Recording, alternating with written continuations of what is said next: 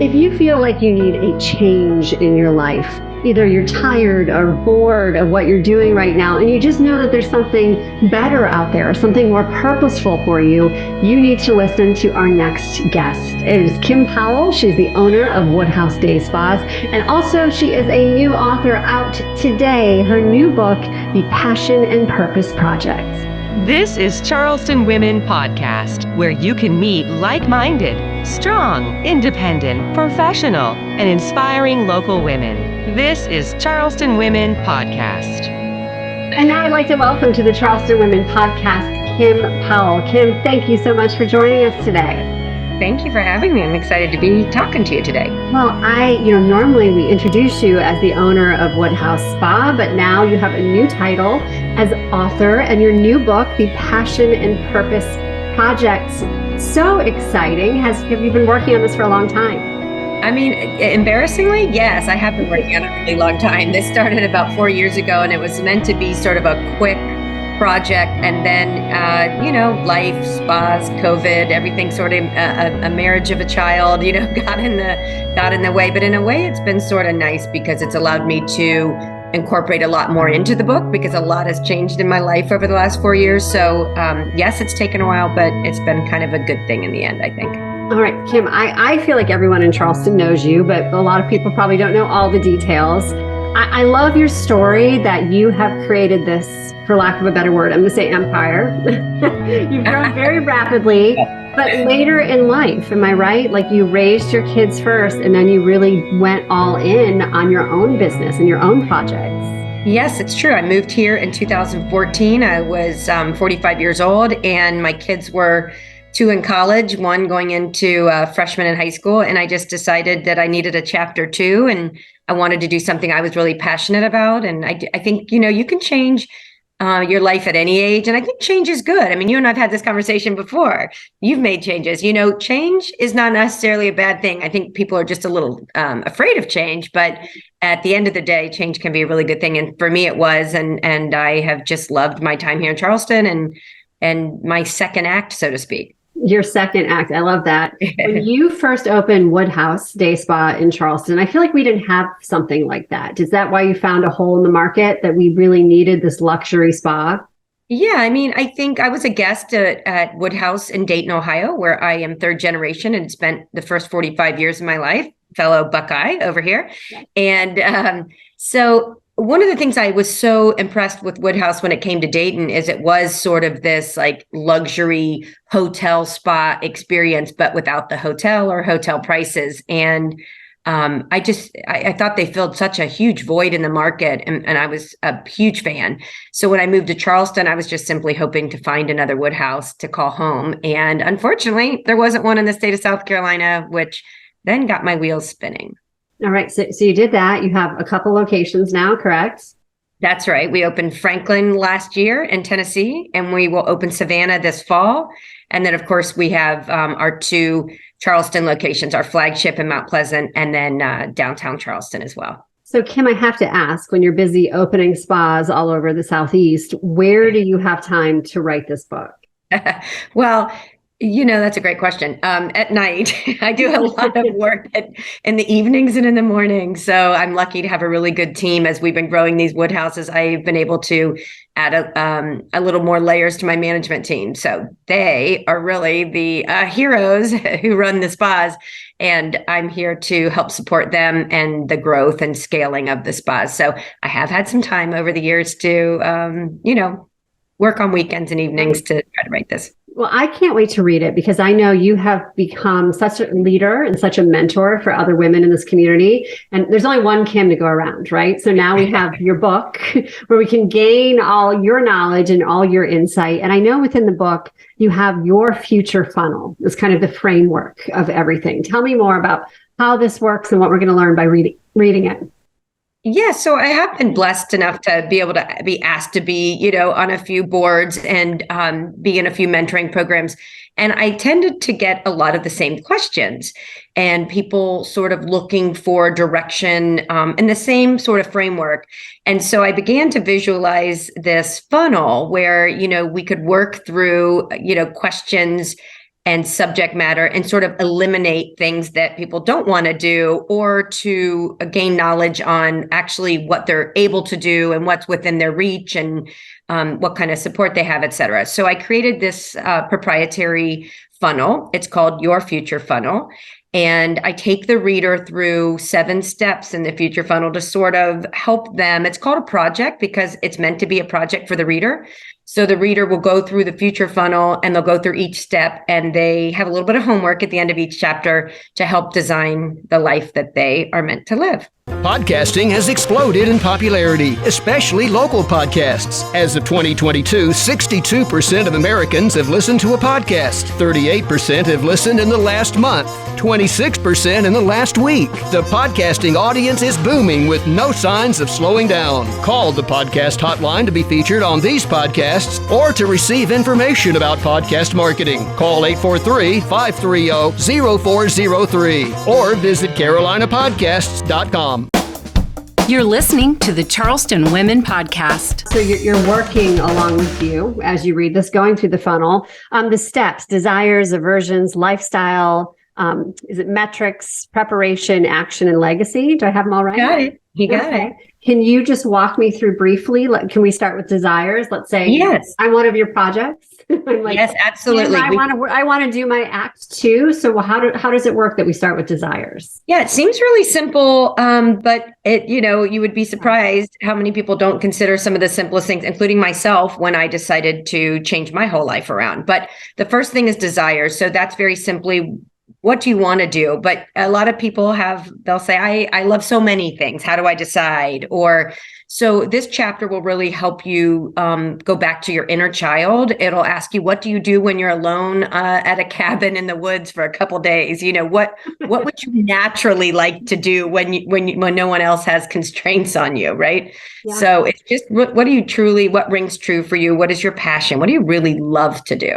Okay, so you go through that one and then you move to aversions. Is it easier for people to find things to funnel it down, if you will, to I hate that? Is that an easier exercise for people?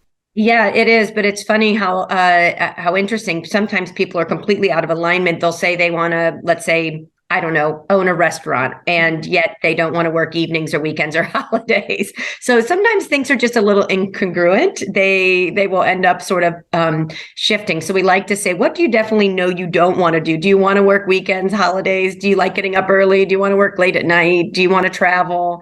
So we just kind of go through some things that do you like to commute? Do you not want to commute? And that could be, if somebody's trying to launch a new career, but it could also be a new job or just something else you want to change in your life, but just understanding what you don't want to do. Right. And that's interesting how I want to open the restaurant, but I don't want to work nights or weekends. That's right. So that's not a good fit. So this moves into the third portion of the funnel, lifestyle. It sounds like you kind of already touched on that a little bit, but you dig deeper. Yeah, a little deeper. So, what kind of lifestyle are you looking to make so much money that you can fly on private jets and go on expensive vacations? Or are you looking to just have a minimalist lifestyle, maybe live by a lake and relax? I don't know. But they each require a different set of skills and financial tools. So it's just getting really serious about, what kind of lifestyle you want to live and understanding, what goes into that. All right. And then after lifestyle, what's the next step? The next step is metrics. And so that step is really getting the reality around it, right? So you want to do these things. Can you afford to do these things? Do you have small children? Do you have a supportive spouse? Are you working a job already? So we just go through the reality check is what that is. It's just a real reality check. And then you can say, okay, I don't quite have this, but maybe if I move to a place where I can walk to work versus drive to work, maybe that frees up some time and money. And so it's really just going through and measuring those things. I love this funnel. I feel like we are working through it live as we talk right here, finding more clarity with each step. So now you kind of check feasibility, if you will, with the metrics. So right. Now you move into preparation. Is this where you start taking action? That's right. You start to prepare for this. So if you decide you want to maybe open a deli, let's say, and maybe you aren't quite ready, maybe you start working part-time on the weekends at a deli, or maybe you start asking some questions and researching, and you start to get a plan for preparation so that you instead of ready, fire, aim, it's ready, aim, fire. I like that. It's a good sequence. Want to And aim you before move we into you move into action. Is action out of the funnel like the longest phase? Yeah, I mean, I think it Whatever depends. happens. It depends on how good you are at the other areas of the future funnel. But yes, action would be then what steps do you need to take to make this a reality? You know, whatever it is you're looking to do or to change. It might be someone who wants to is in corporate world and ends up realizing they want to be a school teacher because they want summers off. Mhm. So maybe that requires them to go get a teaching degree, right? So the action in that step would be a teaching degree. So that could take a little time. Right. And then after that comes legacy, the final step of your funnel. That's right. That's right. So the idea there is that we're working a little bit backwards here. So how do you want to retire? What does that look like? And what do you want your legacy to be? And fun fact, I went through this myself because there were steps of the funnel that I was talking the talk, but I was not walking the walk. So I actually put myself through the whole thing. And as a result of that, my husband and I, switched homes. We bought a retirement home on Fripp Island because we think that's where we'd like to be grandparents eventually. Yeah. And we talked a little bit about our legacy, and we did some planning with our businesses. Estate planning, things like that. So I took my own advice and went through it. And really, it is helpful when you have a plan and you feel like there's a strategy to your life. It just makes life a little easier. Right. Kim, you make it, we see your success. This funnel, just going through it in a few minutes, obviously it takes much longer to do all these steps, but you make it seem so easy. What would you say is the biggest stumbling block for women? Why are we too much in our head? Why can we not get to where we want to be sometimes? When you talk to all these women, do you find one consistency, like something that we're all doing to stop ourselves? Well, I think as women, we are multitaskers, right? We're taking care of usually a spouse, maybe an aging parent, our children.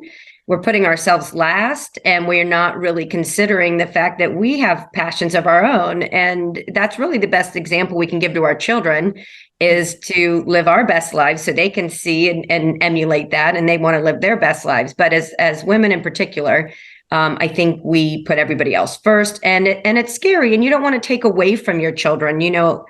I started my chapter 2 at 45, where my children were a little more, they were out of the house essentially. Except for my poor youngest one, but he turned out pretty great as a result. But but they didn't need me as much, right? And so I think the point there is it really doesn't matter when the right time is, and there could be many right times to pivot and change in your life. So as long as you're sort of finding your lane and you're just growing along that lane, I think that's the most important thing. Is there, I think whatever you're doing in life, we all the grass is greener on the other side, right? We're always thinking, maybe I should do this. Maybe I should have done this. Are there any signs, if a certain level of discontentment, that maybe it should be the time that you take that big step? Because I think a lot of people don't do it, right? They just complain, they're unhappy. They don't go through this process. They don't try something new. Yeah. I mean, I talk about in the book, and this is not a novel idea, but the tipping point, which is when the fear of staying the same is worse than the fear of change, right? So we all have a little bit of fear inside of us because we don't want to fail, and we're just it's hard to get motivated. But there's a point, I think, in every person and women in general where the fear of staying the same is scarier than the fear of change. And when you're willing to grasp onto that, and somebody hands you an opportunity or something that rings true, you're like, I'm going to do this. You get that moment of that surge. And when you do, you should go for it. Kim, what is your goal with this book? What would you like women to do after they read it? Well, I just really want to help people. I made a change in my life, and that resonates with a lot of people. And I never really thought that it would, but it has. And I want to encourage other people to make changes. What would you say to someone who is, we'll say 40 plus, who is debating about making a change? As you said, I love that the fear of staying the same is worse than the fear of change. If she is at that point, what words of encouragement would you give to her? Well, I think working through it, having a plan and having a framework and really understanding what it is you want. You might think you want A, but when you really start breaking it down, you actually want B. So I think that's why you've got to go through the project and you have to do the work because, it might be something burning inside of you and you think it's this one thing, but then when you start doing it, you realize that actually wasn't what I wanted. I wanted just to feel more fulfilled over here, or I needed more contentment or more control over my life, So I think, just sitting down and really breaking it down into parts that seem manageable because you don't want to make your life more stressful. No, not the goal with this. Yeah. Kim, how can we get the book? I know we can go online. We can also buy it locally. What's the best way to navigate this? Yes. So you can buy it on Amazon.com. You'll be able to buy it at the spa, any of the spas, Buxton Books, and at KimmyKPowell.com. All right. Anything else you would like to add? No, I really don't. It's been really so nice to spend time with you. And I'm happy to, always talk to anybody and work with anybody who has questions and is looking for advice. I cannot wait to read it. Before we go, one last question. It might seem a little weird, but sometimes I like asking, very successful people, your morning routine. Do you have any magic that when you wake up in the morning that sets you off for the rest of the day to go accomplish all the fantastic things you do daily? Well, I wish I were one of those people that could give you a really great thing. But what I will tell you is this. I don't schedule much before 10 a.m. and I don't schedule anything really past this is 3. I do have a 4 o'clock, but after that, it's done. I don't do phone calls. I don't meet for coffee. I don't meet for lunch. I mean, I guard my time very, very carefully, as I know you probably do too, because, I want to be able to be my best every day and give everything I can. And if I was running around crazy, I don't think I'd be able to do that. So I do try to balance those, my time very much during the day. Very wise advice. One last thing before we go, since you are a spa owner, any skincare item we have, any facial that's like a game changer? Oh, I love that. Yeah. Throw this in. You're the expert. No, I love that. I love that we carry Babor skincare. Babor is Europe's #1 skincare line. It is so clean. It's got such great, nutrients and ingredients. Whereas in the United States, unfortunately, we're a little behind Europe in what we're banning in our products. Not that I don't love all of our skincare products. I do. But I'm really proud that we carry Babor Cosmetics and skincare. And I think more of our clients should come in and really get to know the brand. And that's why you look so good? Or I've got some filter on here. I haven't filtered anything. You look great. Kim, thank you so much for your time. Again, say your website so people can go and find more information. It's at KimmyKPowell.com. All right. And this has been Kim Powell, and you've been listening to the Charleston Women Podcast. Thanks for spending time with Charleston Women Podcast. Please like us and follow us on whatever platform you're using to access Charleston Women Podcast.